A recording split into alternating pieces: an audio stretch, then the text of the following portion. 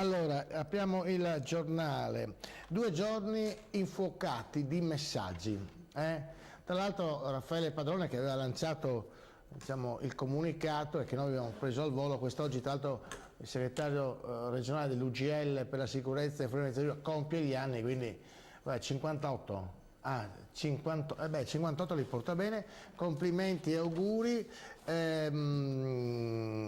E aveva lanciato questo comunicato, noi abbiamo preso in prestito la domanda: la polizia ha diritto di scioperare come tutti i lavoratori, e lui ha scatenato l'ira infernale, perché poi ha inserito nel sito nazionale il nostro servizio e la domanda: 2 giorni infuocati di messaggi, cioè il telefonino fumava.